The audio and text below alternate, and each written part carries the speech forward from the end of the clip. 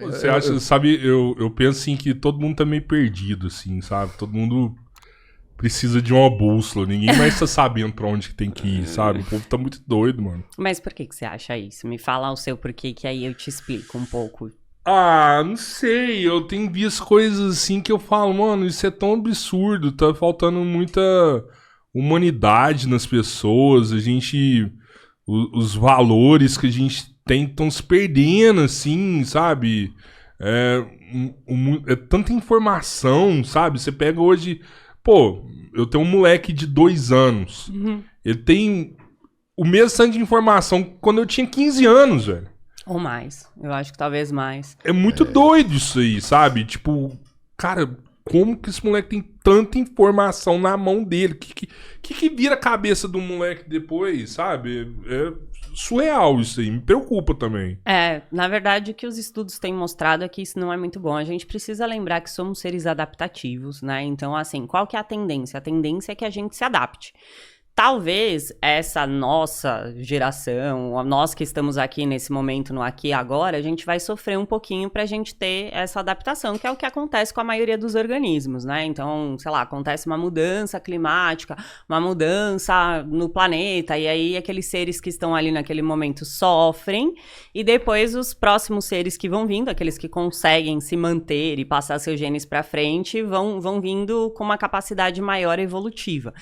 A gente está sofrendo muito, é por isso que hoje todo mundo acha que tem TDAH, é muito comum, mas é pelo excesso de informação. E o que acontece também é que na nossa época, quando a gente queria saber um determinado assunto, a gente normalmente se aprofundava sobre aquilo. Então você decidia que ia estudar tal coisa.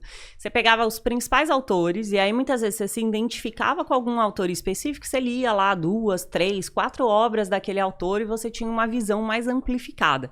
Hoje a gente se alimenta de shorts, né? Então, assim, muitas vezes a gente nem vê o podcast completo, a gente vê um pedacinho do podcast e aquilo é o suficiente para você dizer que você sabe determinado assunto com profundidade, para você discorrer de alguma coisa, ou falar, não sei o que, porque eu vi. E o que acontece muito é que isso já acontecia antigamente, se você pegar os próprios filósofos, né? Existe muitas teorias que uma anula a outra. E que quando você lê determinado autor, você fala, nossa, Nietzsche é o cara, ele tá certo. Aí você vai ler Kant, aí você fala, nossa, mas Kant é muito bom. E às vezes eles têm coisas que um anula o outro.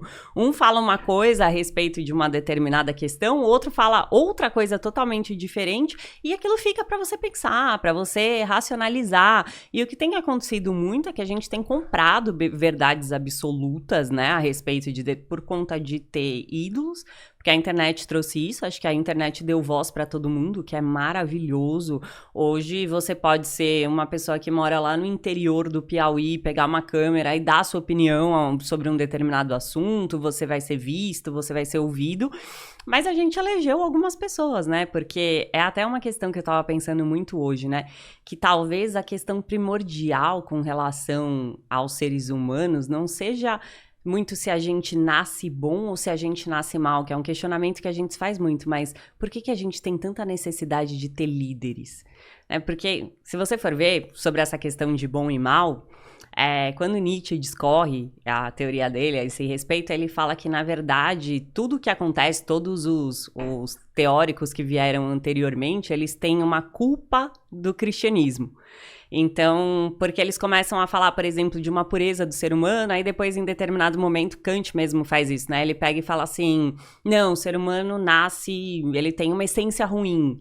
Então, uma coisa que invalida a própria teoria dele. E ele vem com uma crítica e fala assim, Rousseau tá errado, Kant tá errado, Tomás tá errado, todo mundo tá errado. A verdade é que a gente tem pessoas que estão no topo da pirâmide, né? Então, a gente tem determinados líderes e a gente tem os escravos, que seriam a população em geral.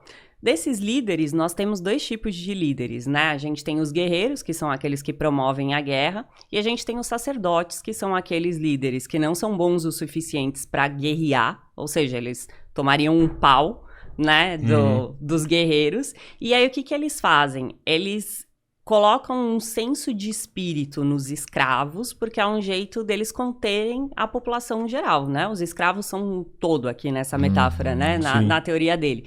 Então eu coloco um senso de espírito, de bom e mal, e eu consigo te conter.